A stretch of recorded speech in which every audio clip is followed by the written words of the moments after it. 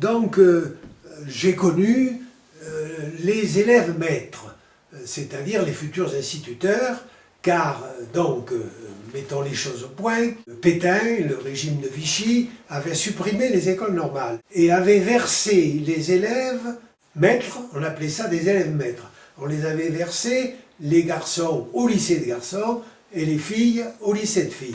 J'ai donc eu comme collègues élèves les 2 ou 3 promotions d'instituteurs qui ensuite ont été instituteurs dans le Cantal.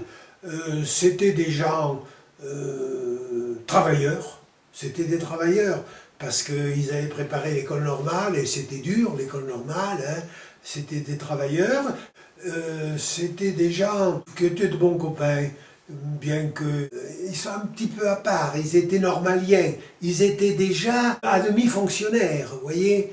Je ne sais pas s'ils touchaient un petit pécule, pas grand-chose, mais enfin, ils faisaient les mêmes classes que nous, exactement pareil, dortoir, etc. Et donc là, j'ai connu quelques personnages qui ont été célèbres. Ah, il y en avait un dont je vais vous parler, c'est Contenson.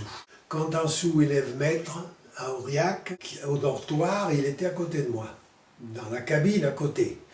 Et Contenson, qui était de la région de la Roquebrou, il n'a pas eu de chance quand il a passé le bac, le 3 juin 1944, comme moi exactement. Et 15 jours après, avec ceux de la Roquebrou, il est parti au maquis. Il est parti au maquis, la 26e compagnie. Il est parti au maquis et cette compagnie de Roquet a fait le combat du Montmouchet. Ils se sont battus à Clavières. Ils se sont battus dans Clavières et en dehors de Clavières. Et cette compagnie a eu 34 morts. Hein, des gens de la Roquebrou ou de Arnac, enfin autour de la Roquebrou. Et donc mon copain a été tué à Clavières le 10 ou le 11 juin, alors qu'il avait passé le bac le 3 juin. Vous voyez, il a été tué avec donc une trentaine de gars de sa compagnie qui avaient payé cher. Voilà un exemple, Contenson, donc, qui avait été mon copain pendant plus d'1 an. Hein. Oh, j'en avais de bons copains. Comment s'est appelé longtemps le maire de la Capelle-Barès?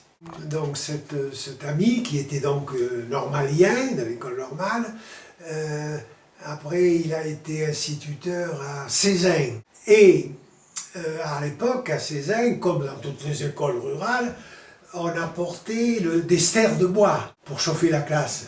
Des stères de bois que le maire faisait couper après. Enfin, on posait les stères de bois dans la cour.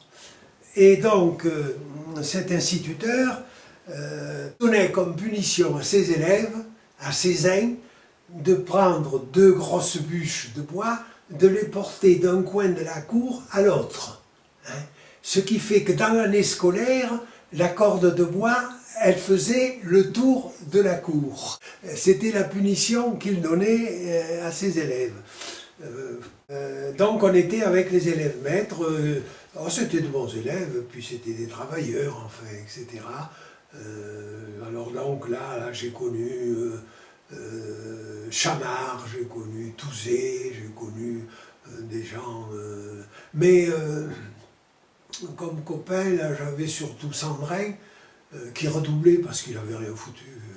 Il jouait au corrubie, qu'est-ce que tu veux, c'était...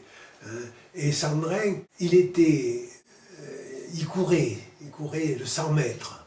Il avait été champion et recordman d'académie du 100 mètres. Camille Sandrin, hein, l'aîné des Sandrins. Donc, j'étais bien copain avec lui et je l'ai retrouvé après à Clermont. Lui préparait pour être prof de gym. Moi j'étais au lycée. Et alors, à cette époque-là, à Clermont, au rugby, on jouait l'un contre l'autre. Lui jouait avec la fac, et moi je jouais avec le lycée. Et on jouait un contre l'autre. mais on était très copains. Et Sandrin, après, est allé à Paris. Il a fait de la politique à Suresnes. Il a failli être élu député. Il s'en est fallu de 30 ou 40 fois d'être élu député socialiste de la Suresnes. Et après, il est parti au Canada. Et il est mort au Canada. Il est mort au Canada. Sa famille et lui sont enterrés à la Vessière. À la Vessière. Voilà un peu l'équipe. Sandrin, c'était un bon copain. Manel Aurieux aussi, c'était de braves types, ça. Avec qui on est resté copains, quoi. Voilà un peu le lycée Émile Duclos, donc, que j'ai fréquenté. Alors, avant d'aller au lycée Émile Duclos, en 1937, ça fait 77 ans à peu près, je suis allé au lycée Émile Duclos passer le concours des bourses. À l'époque, il y avait un concours pour avoir une bourse. J'ai donc passé le concours des bourses au lycée Émile Duclos. Non, c'était en 1938. J'étais déjà en 6e. On nous a fait passer le concours des bourses. Et alors j'ai été reçu, bon, j'ai eu les bourses, ce qui a bien soulagé mes parents, car tu vois, la première année, les 2 premières années, la bourse n'était pas très forte. Mais si les résultats étaient bons, la bourse montait. Et donc, à la fin, j'avais une bourse complète. Et j'avais une bourse complète qui m'a suivi au lycée d'Aurillac et qui m'a suivi 2 ans au lycée Blaise Pascal à Clermont, ce qui était quelque chose de formidable. Hein. J'avais la bourse complète pour ces établissements. Tout cela parce que on avait fait valoir, ce qui était la vérité, que je faisais partie d'une famille de 7 enfants. Alors ça, c'était irrémédiable. Hein, tu vois, voilà un peu la vie donc, que j'ai menée. Alors, après ça, tout en étant prof à Émile Duclos, les dernières années où j'ai été prof à Émile Duclos, j'ai été élu maire d'Albepierre.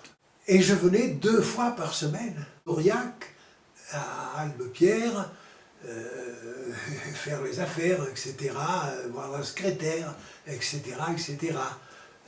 Et alors, bon, après j'ai pris ma retraite, mais je suis resté maire d'Albepierre. Mais enfin, ça m'obligeait à monter quand même au moins 2 fois par semaine. Mais j'avais un très très bon adjoint qui s'appelait Jean Péchaud. Jean Péchaud, c'était le gars qui n'ouvrait aucun courrier. Lui, les papiers, 0. Quand j'arrivais, il y avait le paquet de correspondance, il n'avait pas été ouvert. Mais par contre, il s'occupait des égouts, il s'occupait des chemins, il s'occupait de tout là dans le village. Il passait tous les jours dans le village. Et il me disait, c'est moi qui me fais engueuler, mais ça me fait rien, je suis bien content, il me dit. Et Jean Péchaud, tu vois, on ne dit pas assez de bien de ce type-là.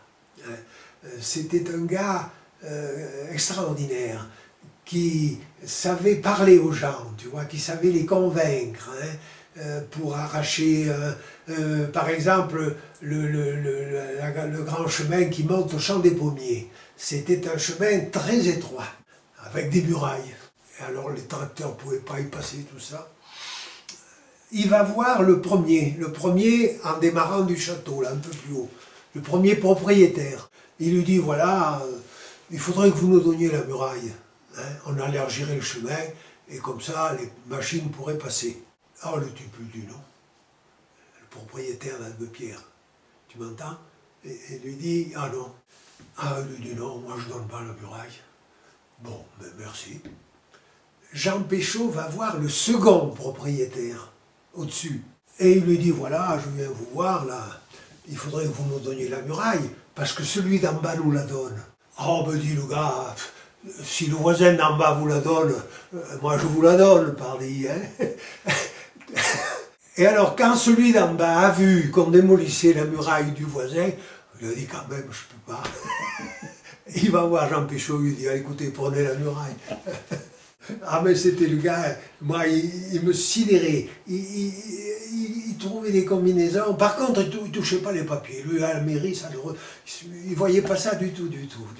Mais c'était un type bien, il s'occupait, tu vois, un soir il faisait froid, c'était l'hiver, il me téléphone, j'étais à Aurillac, il me dit, dis donc, il me dit, je viens de voir Mademoiselle Rouche, Hélène Rouche, qui habitait là-bas chez Théris. Il me dit, écoute, dans sa cuisine, il fait +6. Oh, je lui dis, écoute, faut pas la laisser comme ça, tu vas la tomber morte demain matin. Alors je lui dis, écoute, prends une grande brassée de bras secs, des bûches, et va me lui mettre ça dans la cheminée, que ça flambe toute la nuit, et qu'elle laisse la porte de sa chambre et de la cuisine ouverte, que ça réchauffe un peu. Il m'a dit d'accord, je vais le faire. Il est parti avec une brassée de bois et il lui a dit écoutez, je vais vous faire du feu, vous laisserez la porte de la cuisine ouverte, sinon elle se serait gelée.